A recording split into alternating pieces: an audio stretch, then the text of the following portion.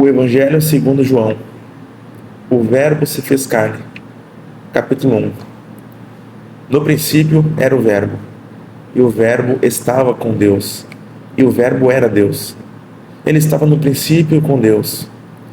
Todas as coisas foram feitas por ele, e sem ele nada do que foi feito se fez. Nele estava a vida, e a vida era a luz dos homens. E a luz resplandece nas trevas, e as trevas não a compreenderam. Houve um homem enviado de Deus, cujo nome era João. Este veio para testemunho, para que testificasse da luz, para que todos crescem por ele.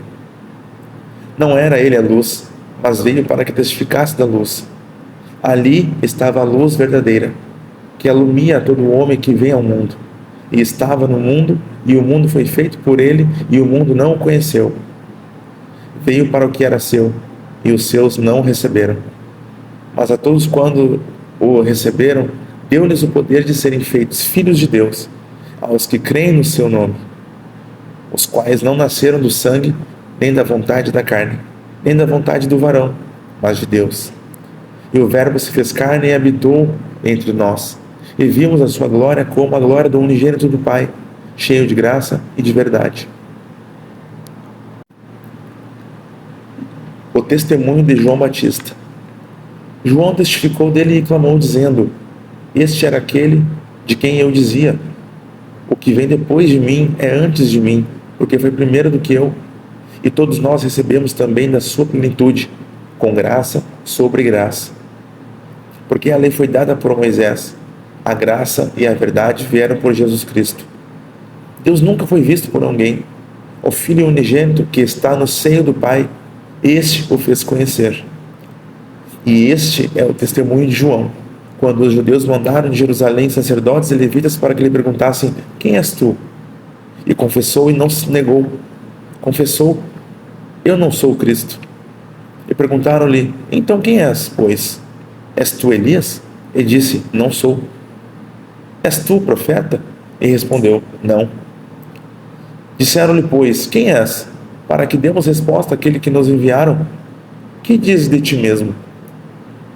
Disse: Eu sou a voz do que clama no deserto. Endireitai o caminho do Senhor, como disse o profeta Isaías. E os que tinham sido enviados eram dos fariseus e perguntaram-lhe, disseram-lhe: Por que batizas, pois, se tu não és o Cristo, nem Elias, nem o profeta? João respondeu-lhes dizendo: Eu batizo com água, mas no meio de vós está a quem vós não conheceis. Este é aquele que vem após mim, que foi antes de mim, do qual eu não sou digno de desatar as correias das sandálias. Essas coisas aconteceram em Betânia, do outro lado do Jordão, onde João estava batizando.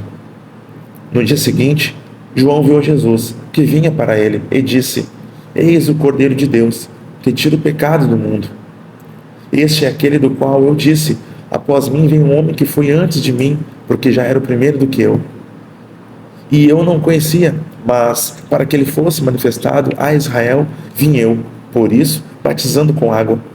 E João testificou dizendo: Eu vi o Espírito descer do céu como uma pomba e repousar sobre ele.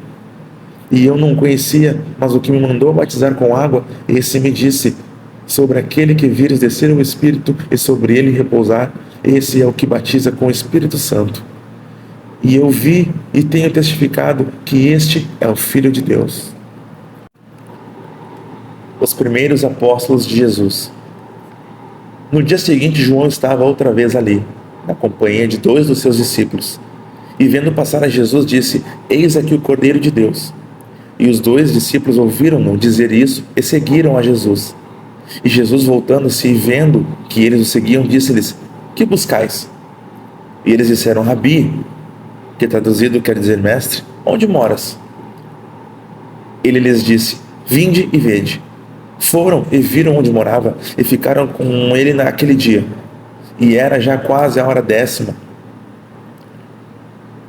Era André, irmão de Simão Pedro, um dos 2 que ouviram aquilo de João e o haviam seguido. Este achou primeiro a seu irmão Simão e disse-lhe: Achamos o Messias, que traduzido é Cristo.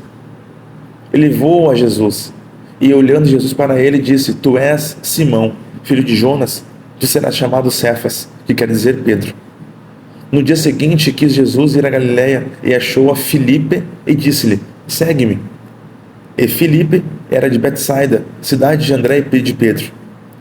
Filipe achou Natanael e disse-lhe: havemos achado aquele de quem Moisés escreveu na lei e de quem escreveram os profetas, Jesus de Nazaré, filho de José.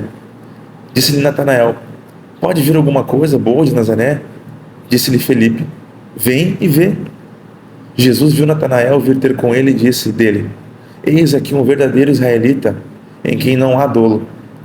Disse-lhe Natanael: de onde me conheces tu?